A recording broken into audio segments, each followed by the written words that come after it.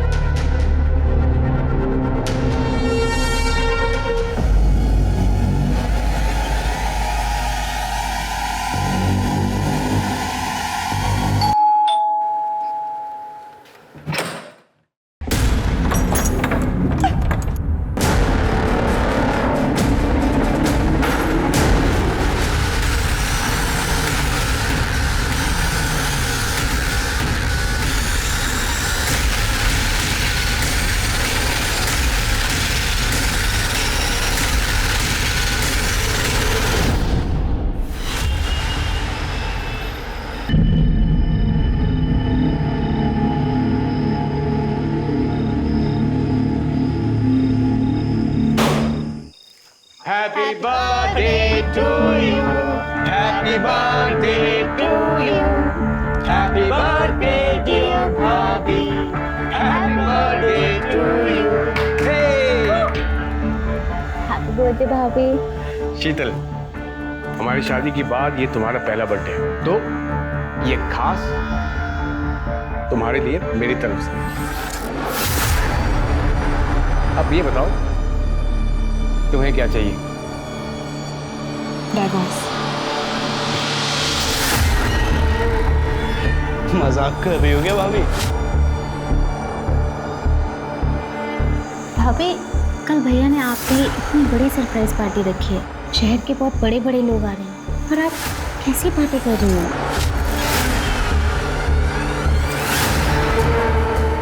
मुझे डाइवोर्स चाहिए, मतलब चाहिए। और अगर ऐसा नहीं हुआ तो आप सब जानते हैं कि मैं क्या कर सकती हूँ।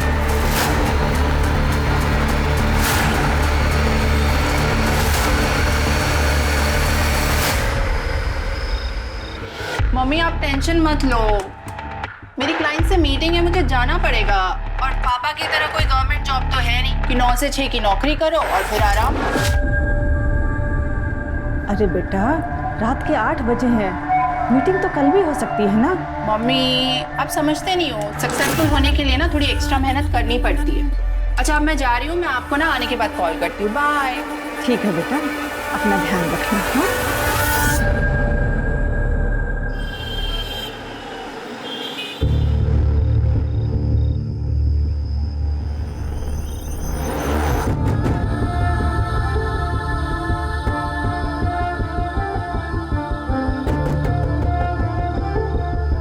हाय, I'm मनीष मित्तल। मुझे लगता है हम कहीं मिल चुके हैं। I wish मिले होते। By the way, Maya. Nice to meet you।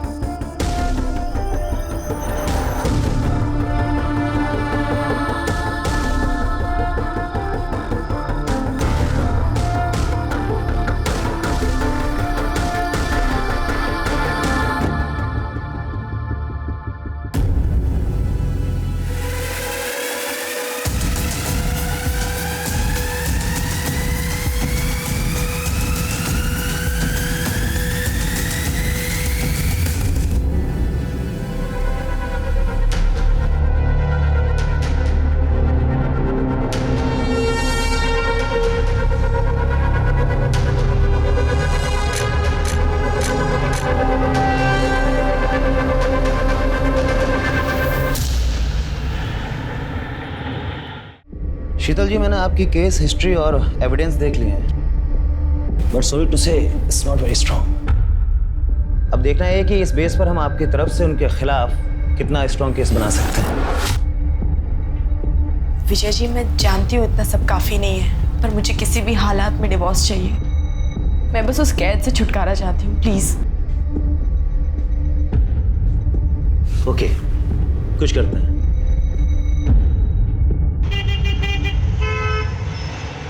हाँ पापा, ये जॉब बहुत अच्छी है।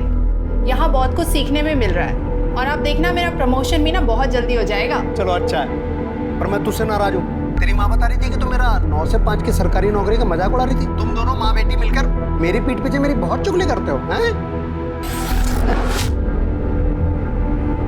मैं आप दोनों को बहुत मिस कर रही हूँ। अच्छा मम्मी, वो मैंने पैसे भिजवाए थे, आपने चेक किए ना? हाँ, मिल गए। बस इसी तरह तरक्की करती रहे और तेरा काम अच्छे से चलता रहे। जैसी टाइम मिले मिलने आ जाना। हाँ, बहुत जल्दी आऊंगी। अच्छा मम्मी, एक इम्पोर्टेंट कॉल आ रहा है, मैं आप लोगों से बाद में बात करती हूँ। Bye, love you. हेलो,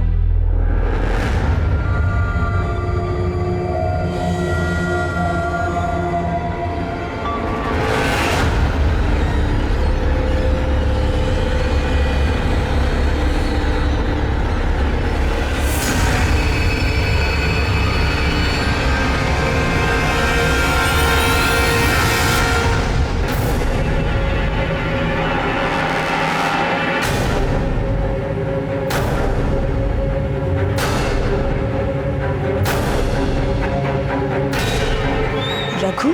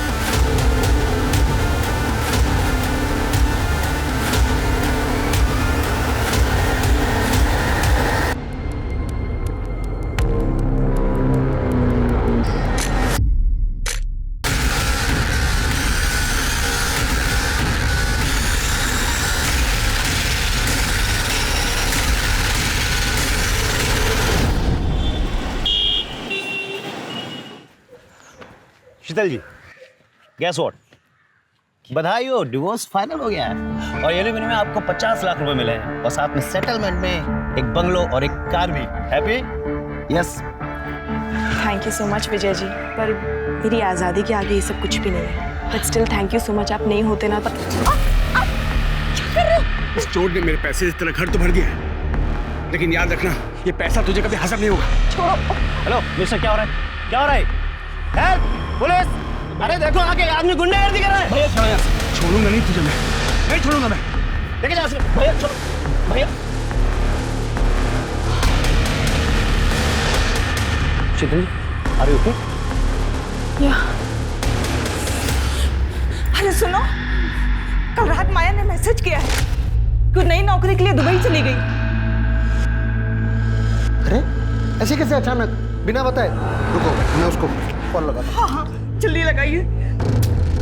ये लड़की बिना क्या हुआ? घंटी बज रही है।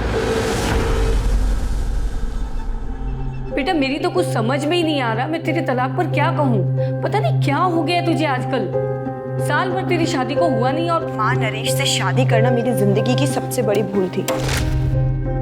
अब मैंने वो भूल सुधार ली। अब क्या करूंगी? अब सबसे पहले अपनी आजाद जिंदगी जीऊंगी, उसके बाद एक अच्छी सी नौकरी ढूंढूंगी। माँ, मैंने बहुत सारी जगह ना रिज्यूमेज दे दिए अपने। बेटा वो बहुत बड़े लोग हैं, संभल कर रहना। माँ, तुम बेकार में चिंता कर रही हो, कुछ नहीं होगा मुझे। अब देखना, अब मेरी लाइफ बिल्कुल सेट है। हाँ माँ, मैं कोशिश करूंगी जल्द से जल्द टिकट्स मिल जाए। तुम बस अपना सारा का सारा सामान पैक रखो। Okay bye.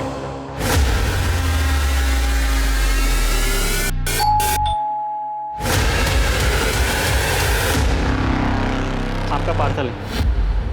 नहीं, पर मैंने कोई पार्सल मंगवाया ही नहीं है। आप शीतल लादा है ना? हाँ।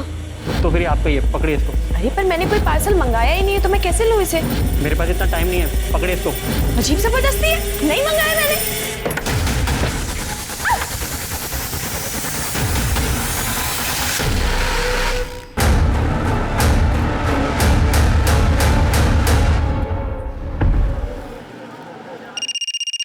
हेलो।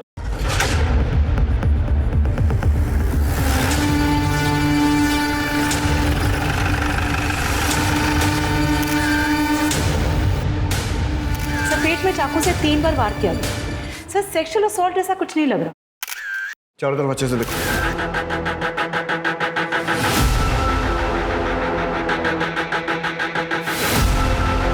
ऐसा करो, घर के कोने कोने में, दरवाजे पर, डोरबेल पर, सब जगह से फिंगरप्रिंट लो और आस पड़ोस में पूछताछ करो। देखो पड़ोसियों ने किसी को आते जाते देखा है क्या?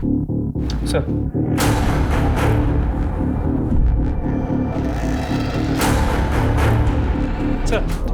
ठीक है। सर यहाँ पड़ोस में एक औरत ने बताया कि मर्डर का पता चले कि कुछ टाइम पहले उसने एक कुरियर वाले को यहाँ आते हुए देखा। शक्ल देखी उसने? नहीं सर, उस कुरियर वाले ने मुंह पे रुमाल बांधा, सर पे कैप, इसलिए शक्ल नहीं देखी। सर शालिनी श्रीवास्तव से मेरी बात है, जिसने मर्डर की इन्फॉर्मेशन दी थी। उसने ये बताया कि शीतल कुछ दिन पहले यहाँ शिफ्ट हुई और नरेश लड्डा जो कि बिल्डर है वो उसका एक्स हस्बैंड है और कुछ दिन पहले उनका डिवोर्स हो गया। ठीक है, बॉडी पोस्टमार्टम के लिए भेजो। सर हम नरेश से मिलकर आते हैं।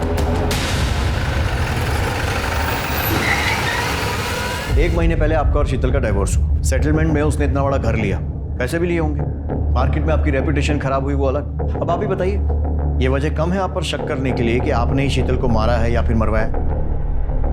देखिए, मेरा जो नुकसान होना था हो चुका।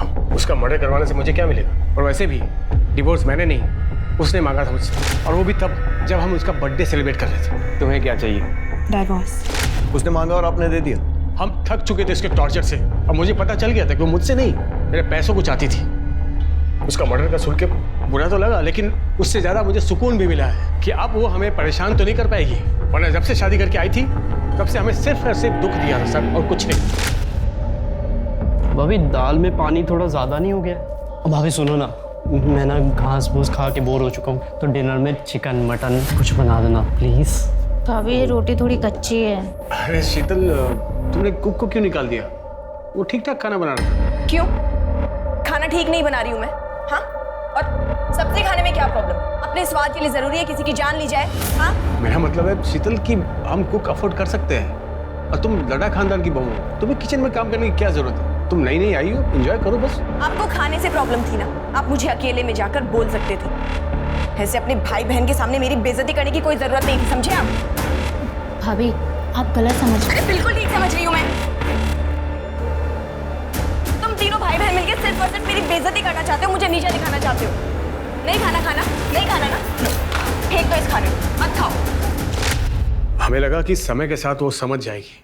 हमने उन्हें कभी फील नहीं होने दिया कि वो हमारे स्टेटस की नहीं है। बहुत प्यार से रखते थे, पर वो बदतमीजी करते थे, और एक दिन तो उन्होंने हद ही कर दी। भाभी मैं आपको बताती हूँ, ये ना, ये वाली साड़ी पे ये वाला ब्लाउज पहनो, बहुत अच्छा लगेगा, सूट करेगा आप पे।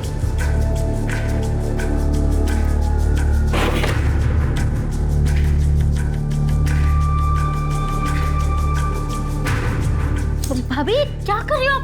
काट क्यों रही हो?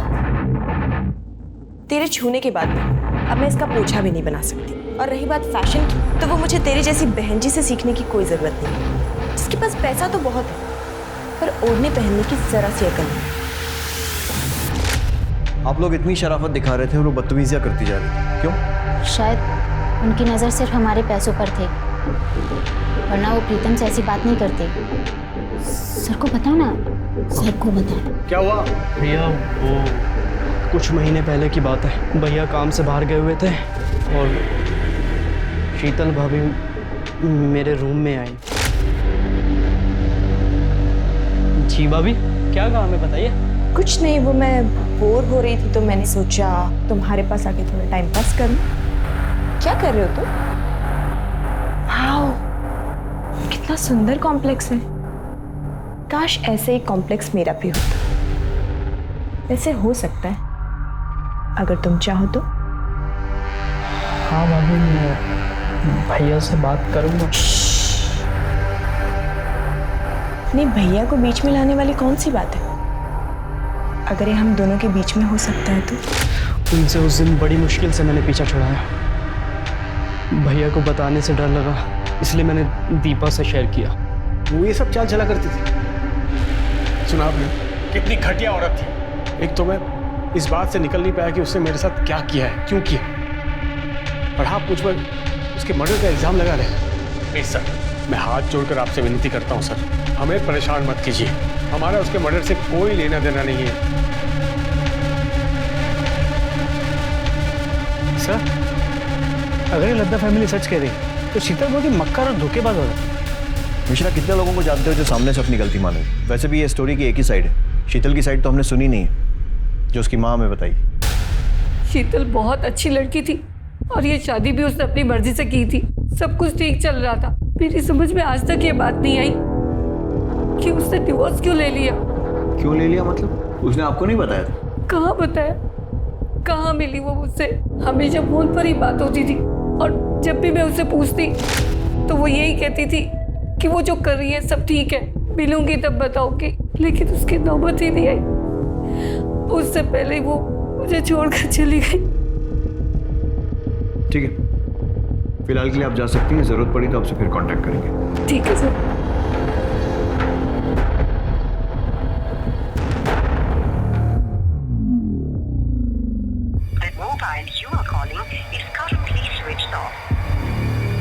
क्या हुआ? माया ने फोन उठाया क्या? अरे फोन तो तब उठाएगी जब वो नंबर लगेगा। उसका तो फोन ही स्विच ऑफ आ रहा है। क्या हो गया इस लड़की को? 5 दिन हो गए, दुबई से सिर्फ फोटो भेज रही है, यानी कि कम से कम एक कॉल तो कर ले। अरे ये भी तो हो सकता है कि इंडिया का नंबर वहाँ काम ना कर रहा हो और वहाँ का नंबर लेने में टाइम लग रहा हो। एक बार और कोशिश करो। तुम सब ठीक होगा, तुम जाओ, एक गिलास पानी लेके आओ मेरे लिए। सर। हाँ मिश्रा। सर, शीतल के घर के फोरेंसिक रिपोर्ट के मुताबिक उसके घर में सिर्फ उसी के फिंगरप्रिंट्स मिले। उसके घर में किसी भी सामान पे, इनफैक्ट डोरबेल पे भी किसी और के फिंगरप्रिंट्स नहीं मिले। इसका मतलब जानबूझकर फिंगरप्रिंट्स मिटाए गए। शीतल उस घर में कुछ महीनों पहले शिफ्ट हुई थी, लेकिन इस टाइम में भी कोई ना कोई तो घर में आया होगा। किसी ने तो डोरबेल बजाई होगी। मतलब ये कि जिसने भी उसे मारा या मरवाया है, सोची समझी प्लानिंग है। सर, शीतल की पोस्टमार्टम रिपोर्ट्स आ गई।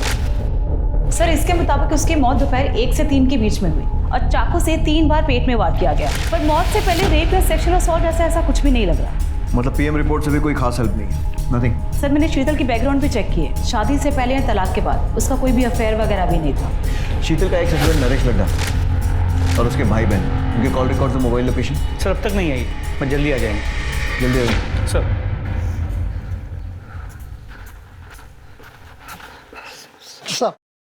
साहब, हमारा नाम वीरेंद्र शर्मा है, हमारी पत्नी उर्मिला शर्मा। सर, हम मेरठ से आए सर। सर, हमारी बेटी माया शर्मा यहाँ दिल्ली में इस एरिया में रहती है सर। वो पिछले 1 हफ्ते से मिसिंग है सर, और अब तो फोन भी उसका ऑफ आ रहा है सर। घबराइए मत।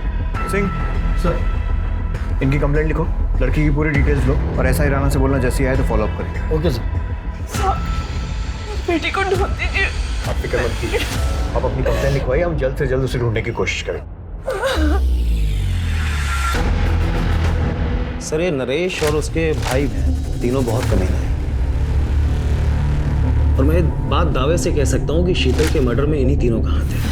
क्योंकि सर, जिस दिन हम लोग केस जीते थे और नरेश को शीतल को घर, गाड़ी, बंगला सब देना पड़ा था, उस दिन नरेश ने शीतल को मेरे सामने ही धमकी दी। ये पैसा तुझे कभी हजम नहीं होगा। छोड़ूंगा नहीं तुझे, मैं नहीं छोड़ूंगा मैं। लेकिन नरेश का तो कहना है कि डिवोर्स उसने नहीं बल्कि शीतल ने मांगा था। हाँ सर, मांगा था, क्योंकि इन तीनों भाई बहन ने मिलकर शीतल का जीना हराम कर रखा था। सर, उसे इतना मजबूर कर दिया, क्या करती बेचारी वो। वकील हूँ सर, फैमिली कोर्ट में पति पत्नी के झगड़े सुनते आ रहा हूँ, मगर शीतल के केस को सुनकर मेरी भी रूह कांप गई थी। शादी होते ही नरेश ने सभी नौकरों को काम से निकाल दिया। इतने बड़े घर का झाड़ू पोछा, साफ सफाई, खाना बनाना सब अकेली मैं ही करती थी। पर इतना भी काफी नहीं है उसके लिए। रोज मुझे परेशान करने के नए नए तरीके निकाल लेता है। और फिर एक दिन, ये क्या है? दाल है या पानी है? ये एक तो रोज रोज ये घास फूस खा के ना बोर हो चुका हूँ। अरे कुछ और नहीं बना सकते क्या? चिकन मटन कुछ? भाभी, ये रोटी भी कच्ची है। मायके से तुम कुछ सीख के नहीं आई हो क्या? माँ ने कुछ सिखाया नहीं तुम्हें? क्यों मैं खाना ठीक नहीं बना रही हूँ क्या? ये बनाया तुमने खाना?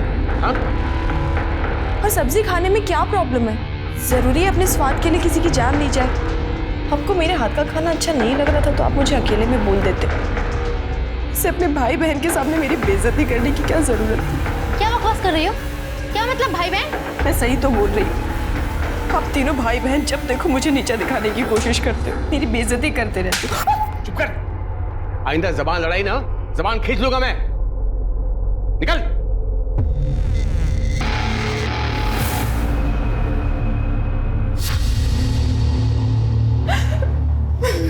अरे अरे भाभी, आप रो क्यों रही हो? अरे मैं कह रहा हूँ ना, चुप हो जाओ, चुप हो जाओ। क्या कर रहे हैं आप? हाथ हटाइए। अरे हाथ हटा? अरे मैं तो हाथ हटा दूंगा भाभी, पर भैया शाम को जिसको ला रहे हैं आपसे मिलाने, उसका हाथ कैसे हटाओगे? क्या नरेश, तुम अपना काम निकलवाने के लिए मुझे किसी ऑफिसर के साथ सोने के लिए बोल रहे हो? नरेश, बीवी हूं मैं तुम्हारी। चिल्ला मत। तुझे क्या लगा रे? मुझ जैसे बिल्डर ने तुझ जैसे गरीब से शादी बिहार में पागल होकर की है? तेरे पास ये शक्ल ये फिगर नहीं होती ना, तुझ जैसे को मैं घास भी नहीं डालता। अच्छा चल ठीक है, सुन, ज़्यादा नाटक मत कर, जल्दी से तैयार हो जा। और सिर्फ आज याद रखना, मुझे उसे सिर्फ खुश करना है ताकि वो 50 करोड़ का कॉन्ट्रैक्ट मुझे दे दे। तो कुछ नहीं, समझी? सिंपल। नहीं, मैं ऐसा कुछ भी नहीं करने वाली। क्या बोली तुम? क्या बोली? भैया क्या कर रहे हो? क्या चाहते हो? ऑफिसर का मूड खराब हो जाए इसकी सूजी हुई शक्ल को देख के, वो कॉन्ट्रैक्ट हमारे हाथ से निकल जाए? समझा इसको, जल्दी से तैयार हो जाए, नहीं तो जान से जाएगी।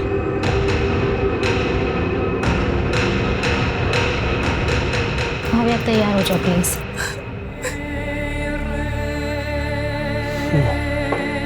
पियो पियो ना मेरी जान, अरे पियो ना।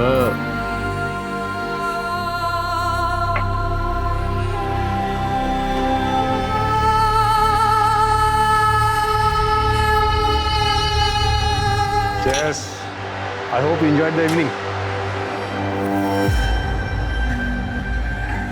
अरे तू तो मेरी सोने की मुर्गी निकली। देखना ये मुर्गी हमें एक नंबर बनाएगी, एक नंबर। एक भी कॉन्ट्रैक्ट मैं किसी और के हाथ लगने नहीं दूंगा। जब तक तू है तब तक हम हैं। नरेश रोज रोज नए नए आदमियों को पकड़ के ले आता है। पति नहीं दलाल बन चुका है वो। मैंने समझाने की कितनी कोशिश की पर सुनने को तैयार ही नहीं। फिर मैंने सोचा कि अगर हमें बच्चा हो जाए तो शायद वो बदल जाए। क्या बच्चा? तेरा दिमाग खराब हो गया क्या? नरेश, हमारी शादी को 8 महीने हो गए, अब तो माँ भी बच्चे को लेकर पूछने लगी है। अरे भाड़ में जाए तेरी माँ। बच्चा पैदा करके तेरा फिगर नहीं खराब करना है। मुझे बच्चा नहीं, पैसा चाहिए, बिजनेस आगे बढ़ाना, समझी? पर नरेश मेरी चुप कर, आगे इस बारे में कुछ बात नहीं होगी। चल साइड हट। कुछ सोचो सही, नहीं तो धंधा चौपट हो जाएगा। वो पुलिस वाला पैसे से भी नहीं मानेगा।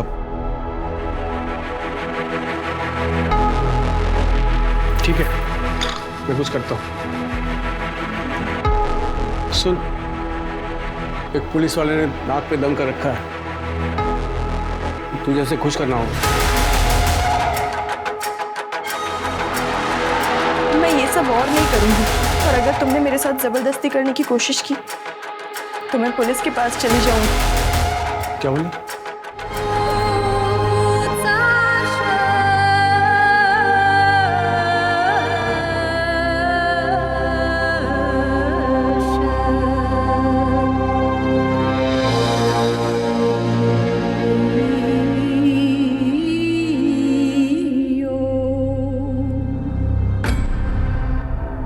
आप प्लीज मुझे जाने दीजिए। मैं ये सब अपनी मर्जी से नहीं करती हूँ। मेरा पति जबरदस्ती मुझसे करवाता है अपने बिजनेस के चक्कर में। आप पुलिस वाले हो ना, आप मेरी मजबूरी समझिए और प्लीज मेरी मदद कीजिए। अरे ड्यूटी पे भी जाना है, चल बिस्तर पे चल। नरेश साला कमीना है, लड़की का पैसा बचा लिया। चल। एक मिनट, मैं बस वॉशरूम जाकर आऊँ प्लीज। अरे यार, मूड खराब कर दिया, जल्दी जा और जल्दी आना।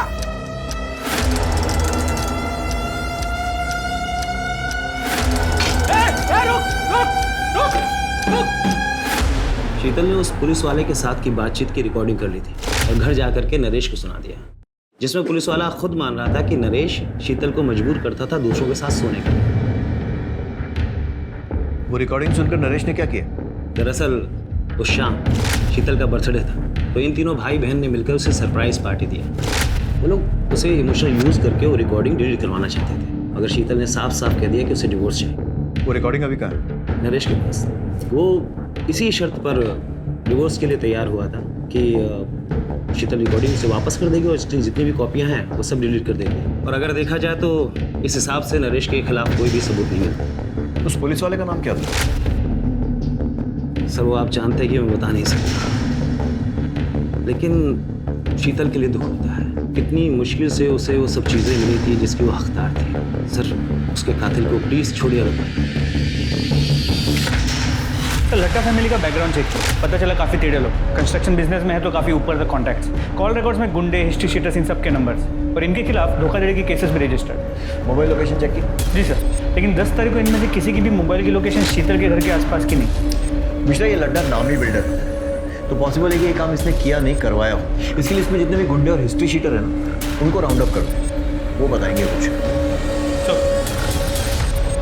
इंस्पेक्टर, अब प्लीज उस घटिया औरत के लिए हमें परेशान मत कीजिए। उसे हमने नहीं, उसी के किसी यार ने मारा होगा, जिसके लिए उसने मुझसे डिवोर्स लिया था। वो एक नंबर की झूठी, मक्कार और कैरेक्टरलेस औरत थी। वैसे हमारी इंक्वायरी में आपका कैरेक्टर भी कुछ ऐसे ही आ रहा है, और अगर वो इतनी बुरी थी तो फिर घर, गाड़ी, पैसा ये सब देकर सेटलमेंट क्यों करना पड़ा? कोर्ट में प्रूव क्यों नहीं कर पाए? एक्चुअली वो मुझे ब्लैकमेल कर रही थी, एक ऐसी चीज़ को लेकर जिसे मैं कभी बाहर नहीं आने दे सकता था। और वो चीज़ उस पुलिस वाले की रिकॉर्डिंग थी जिसके साथ सोने के लिए आपने उसे भेजा था। किस रिकॉर्डिंग की बात कर रहे हैं आप? मैं तो ये फोटो की बात कर रहा हूँ। पता नहीं ये फोटो शीतल के पास कैसे आई और उसने अपने वकील को दे दिया। कहाँ से आई मतलब? आपका कहने का मतलब है कि फोटो फेक है? Did I say that? No, did I say that? Fake है। हाँ ये सच है कि मैं इस लड़की के साथ सोया था, लेकिन ये फोटो किसने कब खींची और शीतल के पास कैसे आई मुझे नहीं पता। कौन है ये लड़की? I don't know. मैं एक कॉन्फ्रेंस मीटिंग में गया था, उसके बाद वो लड़की मुझे मिली और वहीं थोड़ी बहुत कुछ बातचीत हुई। उसके बाद उसने मुझे रूम में इन्वाइट किया।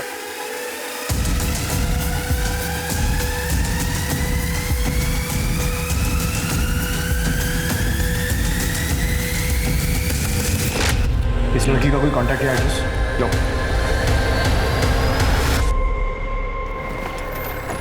नरेश की बात उससे एक अलग ही एंगल है। मतलब शीतल का वकील उसे जितना शरीफ बताने की कोशिश कर रहा है, शायद वो ऐसी है नहीं। पिछले बात करो, फोटो में वो लड़की कौन है?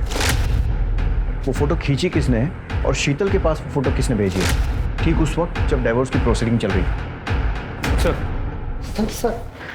सर 2 दिन हो गए कंप्लेन कराए हुए सर। सर हमारी बेटी अभी तक मिसिंग है सर। आपका केस तो ऐसा ही राणा देख रहा है। राणा कहाँ है? सर राणा साहब तो केस के सिलसिले में बाहर गए। आइए अब मेरे साथ, संभल। एक मिनट दिखाई।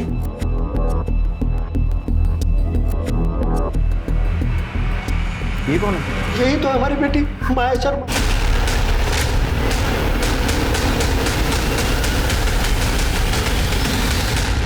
सर हमारी बेटी माया 7 तारीख को नई दिल्ली से दुबई गई थी नौकरी ज्वाइन करने के लिए। ये देखिए साहब, दुबई से फोटो भेजती है पर कॉल करते हैं तो उठाती नहीं है, कॉल बैक भी नहीं करती है। सर शुरू में तो 1-2 दिन हमने इंतजार किया कि फ़ोन करेगी, पर बाद में तो उसका फ़ोन भी स्विच ऑफ हो गया। फिर हम लोग मेरठ पुलिस के पास गए, उनसे कहा तो उन्होंने कहा कि हाँ आप लोग दिल्ली जाइए, क्योंकि वो माया दिल्ली में ही रहती थी। माया दिल्ली में क्या कर रही थी? सर मार्केटिंग में नौकरी करती थी सर। सब कुछ अच्छा खासा चल रहा था। उसने रहने के लिए घर ले लिया था और खर्चे के लिए हमें पैसे भेजती थी। मम्मी वो मैंने पैसे भिजवाए थे, आपने चेक किए ना?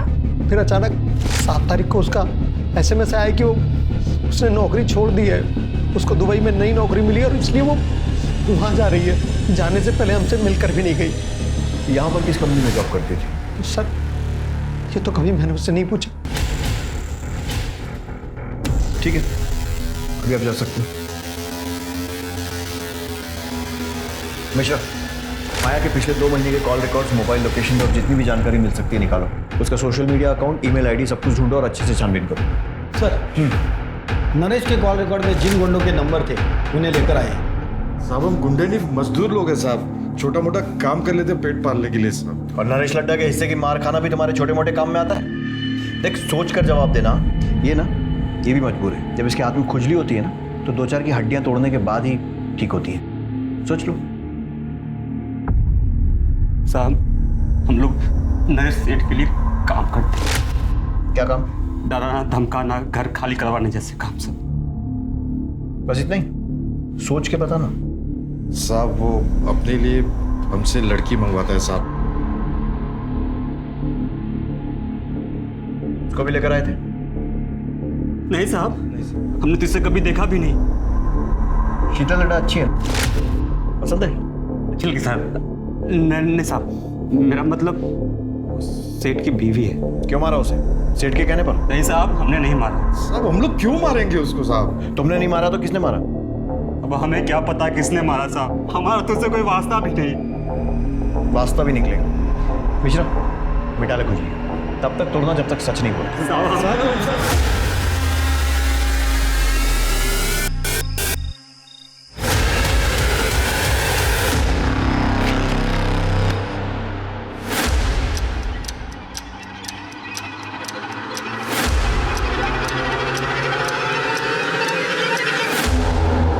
सर, माया ने 7 तारीख को दोपहर 2 बजे की दुबई जाने की फ़्लाइट की टिकट निकाली और 7 तारीख की सुबह 10 बजे उसने ऑनलाइन चेक इन भी किया। मतलब वो सही में दुबई जा रही है? देख के तो ऐसा ही लगा, लेकिन ना वो एयरपोर्ट गई ना उसने फ़्लाइट ली। टिकट लिया, ऑनलाइन चेक इन भी किया, तो फिर फ्लाइट क्यों छोड़ दी? हो सकता है लास्ट मिनट उसका मन बदल गया हो, या फिर किसी ने ज़बरदस्ती उसे जाने से रोका। लेकिन दोनों ही केसेस में वो दुबई वाले पिक्चर्स कहाँ से आए जो उसने अपने माँ बाप को भेजे?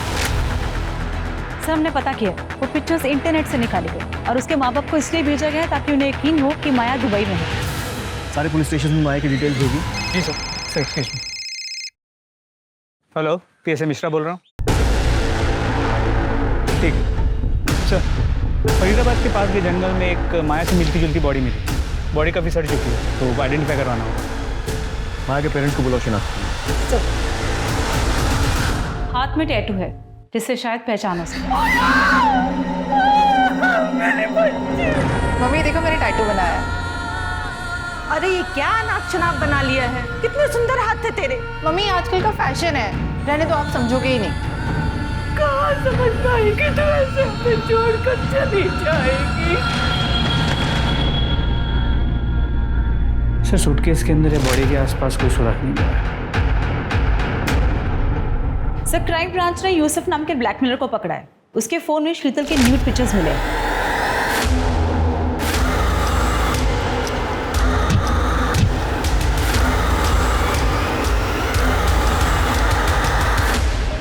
सर, ये फोटो मुझे प्रतिम ने सेंड किया था सर। प्रतिम लड्डा? जी सर। क्यों भेजा था? सर वो मैं ऑनलाइन वीडियो रैकेट चलाता हूँ सर, वहाँ मेरी एक लड़की को ये प्रतिम मिला था सर। सर जब हमने इसकी इंक्वायरी निकाली तो पता चला ये बहुत बड़ा आसामी है सर। तो हमने इसे अपने जाल में फंसाया सर और इसको हमने ब्लैकमेल करना शुरू किया सर। फिर सर ये हमारा ATM बन गया था। सर मैं यूसुफ को रेगुलरली पैसे दे रहा था। एक बार पैसे नहीं दे पाया तो उसने बोला कि घर में किसी फीमेल की न्यूड पिक्चर सेंड करना, तो इसलिए मैंने एक बार शीतल भाभी की फ़ोटो खींची चुपके से। वो गमछा मैं जानबूझकर अपने साथ ले गया। मुझे लगा अगर भाभी ने मुझे देख लिया तो उनको लगे कि रघु था। एक ही फ़ोटो भेजी थी और भी भेजी थी? सर, एक और भेजी थी। अब जो पूछ रहा हूँ ना, उसका बिना पिटे सच सच जवाब देना। नरेश अपने बिजनेस के लिए और कॉन्ट्रैक्ट के लिए शीतल को दूसरे मर्दों के साथ सोने के लिए मजबूर करता था? शीतल भाभी अच्छी बहू थी, पर नरेश भाई ने कभी उनकी कदर नहीं करी। अपने फायदे के लिए उन्हें कितने लोगों के साथ सोने के लिए मजबूर करते थे। हमें पता था सर ये गलत है, पर उनकी हाँ में हाँ मिलानी पड़ती थी क्योंकि हम उन पे फाइनेंशियली डिपेंडेंट थे। मिश्रा, शीतल जैसी सीधी सादी लड़की बेचारी इस नरेश लड्डा जैसे घटिया आदमी के चंगुल में फंस गई और वो कमीना बेबी खुला घूम रहा है। इसके ऊपर प्रोस्टिट्यूशन का केस बनाओ। इस नरेश लड्डा को इसके किए की सजा मिलनी चाहिए। जी सर।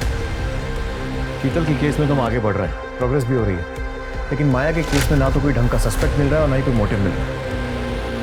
सर क्या ये हो सकता है कि ये दोनों केसेस कनेक्टेड हो सकता है। सर माया का फोन 9 तारीख को स्विच ऑफ हुआ। माया के कॉल रिकॉर्ड्स में 2 नंबर हैं। एक किसी अनिल नाम की फोटोग्राफर का है जिसकी पुरानी दिल्ली में फोटो स्टूडियो, और दूसरा नंबर फेक आईडी पे लिया गया जिसके साथ माया की अक्सर लंबी बातें हुआ करती। और सर वो नंबर 9 तारीख से स्विच ऑफ, अब तक ऑन नहीं हुआ। सर माया ने अपने कार्ड से 6 मार्च को एरो सिटी में एक होटल भी बुक किया था और सर उसने अपने लैंडलॉर्ड को पूरे रेंट के पैसे देके वो रूम छोड़ दिया था, पर उसके लैंडलॉर्ड को उसके दुबई जाने की बात बिल्कुल पता नहीं। मतलब उसने दुबई का टिकट बुक कराया था, अपना रूम छोड़ा था, लेकिन शायद वो दुबई गई नहीं। जी सर। सबसे पहले तो इस फोटोग्राफर को उठाओ, पता करते हैं माया और इसका क्या कनेक्शन। और दूसरा ये फेक नंबर, उसकी जो भी इंफॉर्मेशन मिल सकती है, कहाँ से इशू हुआ, प्रीपेड है, पोस्ट पेड है, सब कुछ पता करो। सर बताता हूँ सर, नरेश और माया की फोटो मैंने माया के कहने पे खींची थी और भी बहुत सारे लोगों के साथ उनकी फोटो मैंने खींची थी। जिसके साथ जैसी भी तस्वीरें खींची है ना, सब पुलिस स्टेशन में जमा कर। एक बात बता, ये काम माया खुद करती थी या किसी के कहने पर? खुद ही करती थी साहब, खुद ही कॉल करती थी, खुद ही सारी डीलिंग करती थी। और पेमेंट? पेमेंट कैश में होती थी, वो खुद ही करती थी। और कभी कभार महेश नाम का आदमी आता था, वो पेमेंट करने के बाद माया से मेरी बात करा देता था। माया के कॉल रिकॉर्ड में महेश को नंबर।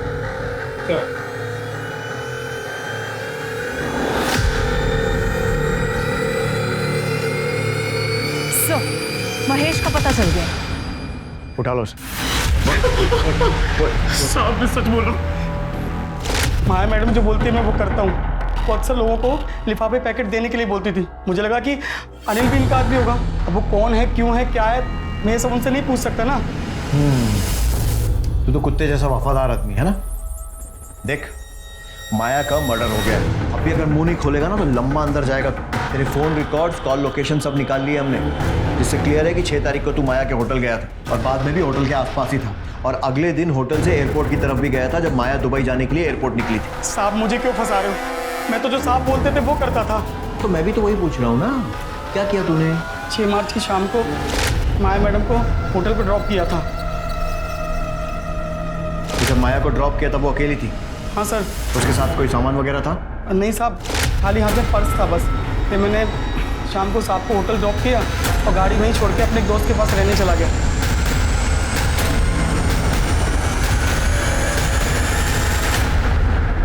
साहब ने कहा था कि अगले दिन 4 बजे आ जाना होटल, तो मैं उनको 4 बजे लेने पहुंच गया। सर मैडम नहीं आ रही? अरे हाँ महेश, तुझे बताना भूल गया था, वो तो 2 बजे की फ्लाइट से दुबई चली गई। चल देख क्या रहा है। Yes sir. सही बता, इन दिनों में तूने कुछ ऐसा देखा या सुना जो तुझे अजीब लगा? हाँ साहब, कुछ दिन पहले साहब किसी से फ़ोन पे बात कर रहे थे। जी देखिए, मैं उस पार्सल के लिए 1.5 लाख रुपए देने था, लेकिन वो काम होना चाहिए। हाँ जी, काम की मुझे गारंटी चाहिए। पर साहब इतने पैसे उन्होंने मुझे लेके कहीं भेजा नहीं। पार्सल क्या था? वो नहीं पता साहब। कब की बात है? सर 10 मार्च की, जब मैं गाड़ी की चाबी लेने गया था। 10 मार्च के आसपास के विजय माशरी के सारे कॉल रिकॉर्ड्स और मोबाइल लोकेशन निकाले। सर पता चला है कि विजय उन दिनों एक नवीन नाम के हिस्ट्री शीटर के रेगुलर टच में था। सर इसके कहने पे क्या साहब? और तू दूध पीता बच्चा है ना जो इसकी बातों में आ गया? और तू मैंने कुछ नहीं किया साहब। जब कुछ नहीं करने के विजय माहेश्वरी ने तुझे 1.5 लाख रुपए दे दिए? हाँ साहब वो एक काम के नहीं 3 काम के पैसे थे साहब। विजय ने फोन करके मिलने बुलाया, मैं इसके साथ वहां पहुंचा।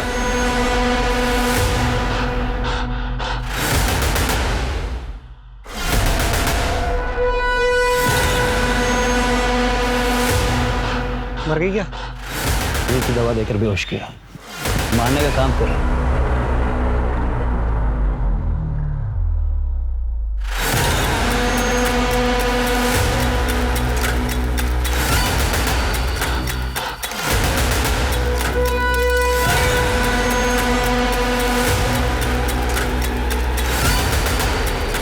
हमने चलती गाड़ी में उसका गला दबाकर उसे मार दिया और थोड़े आगे जाकर सूटकेस को जंगल में फेंक दिया। तो पहला हुआ माया का मर्डर, दूसरा उसकी बॉडी को ठिकाने लगा, तीसरा बताओ। तीसरा शीतल का मर्डर।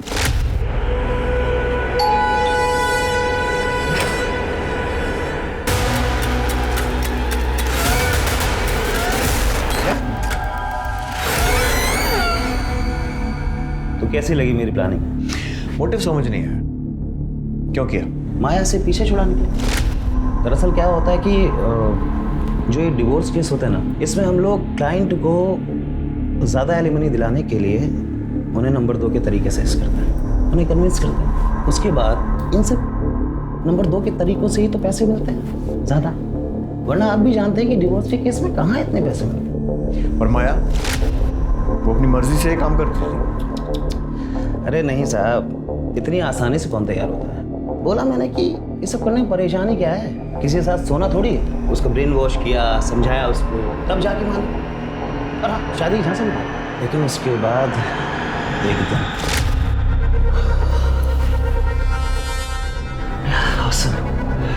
सिसिली तुम कमाल हो। एक बार और हो जाए। एक बार क्यों, 10 बार करेंगे। रियली? लेकिन उससे पहले तुम्हें मुझे अपनी फर्म में पार्टनर बनाना होगा, अपनी बीवी को डिवोर्स देना होगा और मुझसे शादी करनी होगी।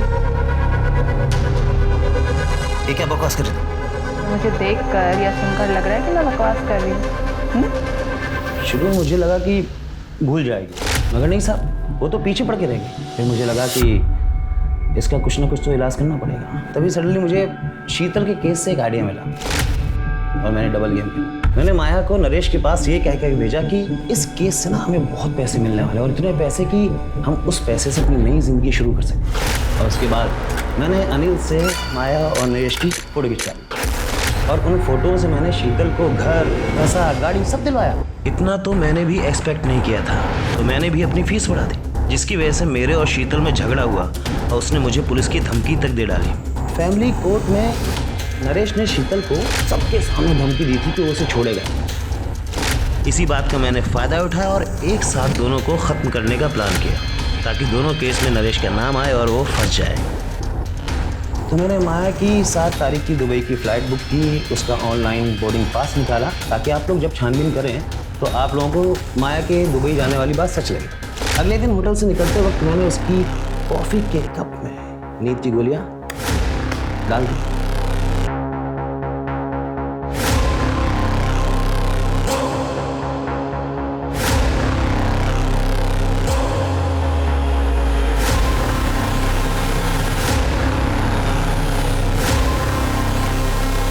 मैंने माया का फ़ोन अपने पास ही रख लिया था। एक रात पहले ही उसके घर वालों को मैंने मैसेज कर दिया कि मैं दुबई जा रही हूँ नौकरी के सिलसिले में, और 2 दिन तक दुबई की फ़ोटो भेजता रहा। उसके 2 दिन बाद मैंने उसके फ़ोन को तोड़ के फेंक दिया। माया और शीतल के मर्डर केस में चार्जशीट फाइल कर दी, और ध्यान रहे कि फांसी नहीं तो कम से कम उम्र कैद तो होनी चाहिए। इंस्पेक्टर, आप भूल रहे हैं कि मैं एक वकील हूँ, और कोई ना कोई दंड फंद लगा करके बाहर निकल जाऊँ।